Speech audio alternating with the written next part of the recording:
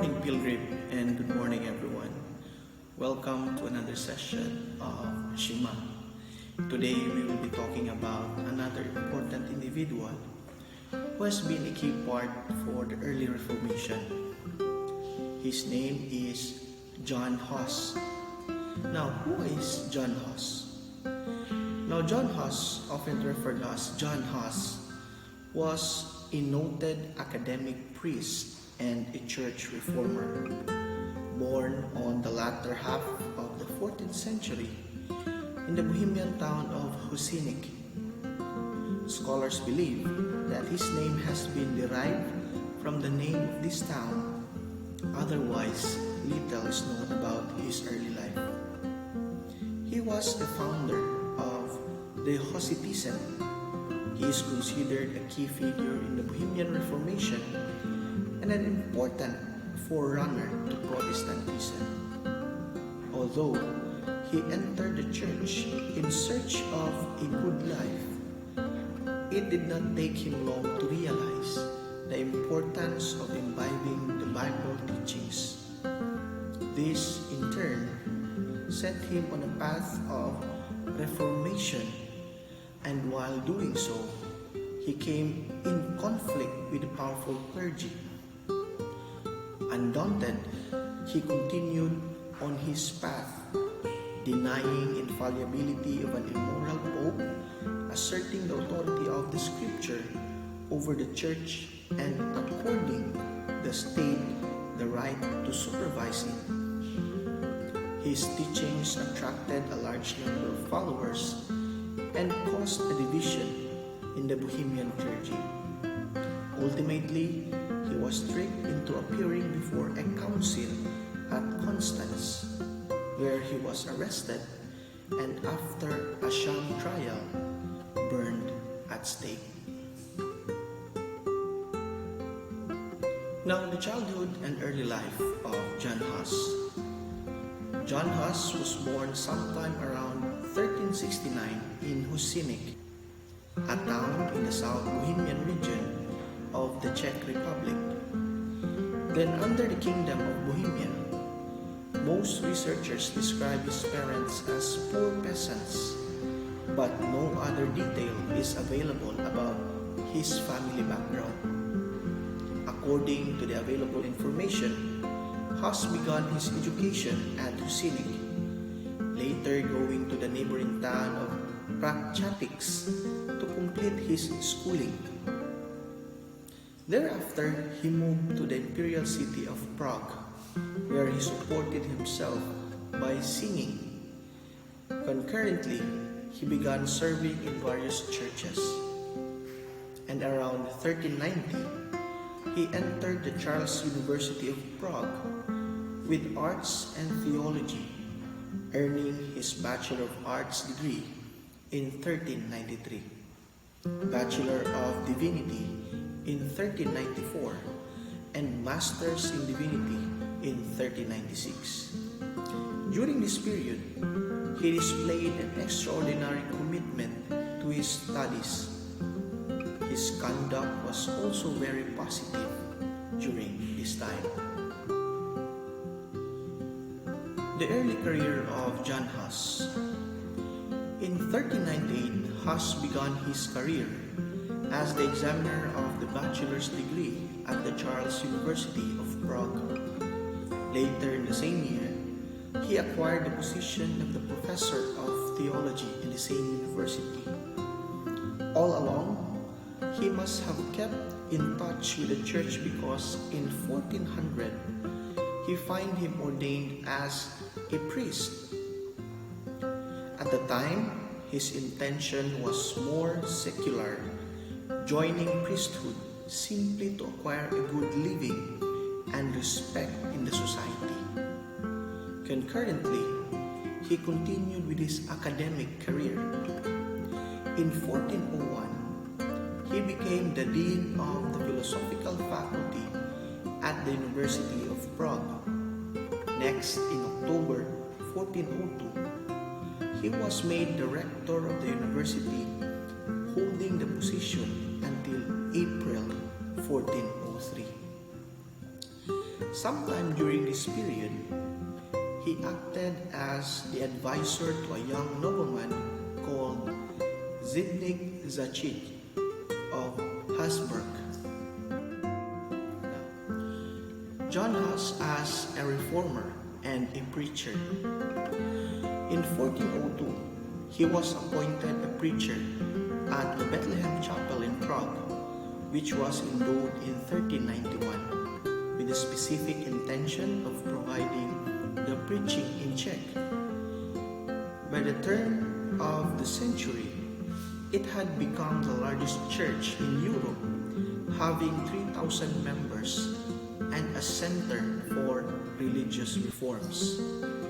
Preaching in Bethlehem Chapel ignited in Huss an interest in religion, and for the first time, he began to study the Bible in earnest. Slowly, he realized the importance of imbibing the teachings of the Bible in life.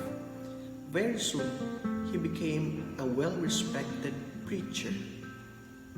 This was also the time when he came across the writings of John Wycliffe, brought into Bohemia by Czech students. An influential dissident within the Roman Catholic priesthood, Wycliffe attacked the privileged status of the clergy and also their pompous ceremonies in his writings. Although Wycliffe's works were banned by the church, Huss read them with interest. He did not support all his views, but realized that there was a need to reform many practices within the church. In 1403, he translated Wycliffe's work, Trialogus, into Czech and helped to distribute it. His reform movement gained momentum when in 1403, Zbigniew Zajíc became the archbishop of Prague. He required Huss to report to him any deviation or absence of law within the clergy. This enabled Huss to attack a section of the clergy for their abuses, thus earning the displeasure of many. The synodal decree had little effect on Huss. In 1406, two Bohemian students, while returning from England, brought a document in which the author had praised Wycliffe's doctrine. It bore the seal of the University of Oxford, and Huss read the document from the pulpit. The news reached Rome, and Pope Gregory XII wrote to the Archbishop Zajíc. The news reached Rome, and Pope Gregory XII wrote to Archbishop Zajíc, warning him not only about Wycliffe's heresies, but also about King Wenceslaus' sympathies for his followers. The king then ordered that Wycliffe's writings should be surrendered to the Archdiocese Chancery for correction.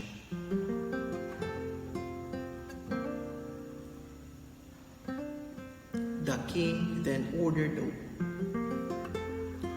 king then ordered that Wycliffe's writings should be surrendered to the Archdiocesan Chancery for correction.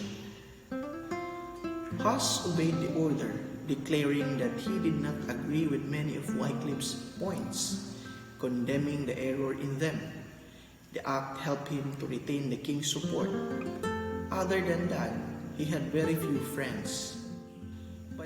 In conflict with Rome, in 1411, the king was able to bring about a truce between Huss and the archbishop, but it did not last long. Later the same year, John XXIII proclaimed a crusade against King Ladislaus of Naples, the protector of rival Pope Gregory XII. To raise money, he authorized indulgences. In 1412, Huss delivered an address, Quiescio Magistri Johannes Huss de Indulgentis, as a protest against this move. In it, he declared popes or bishops did not have the right to wage war. Instead, they should pray for their enemies, blessing those who cursed them. In this address, he also said that man obtains forgiveness by repenting, not by paying money which this indulgence amounted to. Encouraged, some of his followers burned the papal bulls, declaring that they would rather obey Huss than the church, which they said consisted of a bunch of corrupt men. In retaliation, 3 of his followers belonging to the lower class, who had openly criticized the indulgence as fraud, were beheaded. Much later, the Hussite Church called them the first martyrs of the Hussite movement. As time passed, more and more Bohemians began to follow Huss. Archbishop Albec, who had by then succeeded Zajic, tried in vain to persuade Huss to give up his opposition. The king also tried to reconcile between the two warring groups, but Huss was adamant.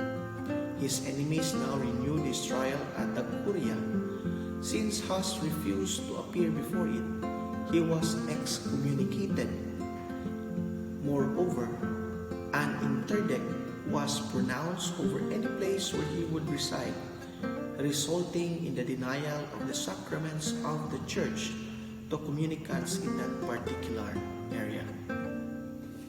The death and legacy of John Huss. In 1414, Huss was invited by the Holy Roman Emperor Sigismund. In 1414, Huss was invited by the Holy Roman Emperor Sigismund to present himself before the Council of Constance and explain his view. Although initially reluctant, he later accepted the invitation as the emperor falsely promised him safe conduct for the journey to and from Constance. Once he reached Constance, he was arrested and put under trial with the tacit consent of Sigismund. Although Huss refuted the charges, he was pronounced heretic, fit to die at stake. On July 6, 1415, Huss was stripped of his rights at a ceremony at the church. Thereafter, he was taken to the place of execution and tied to the stake. As the fire engulfed him, he died heroically, taking the name of his Lord. His ashes were later thrown into River Rhine.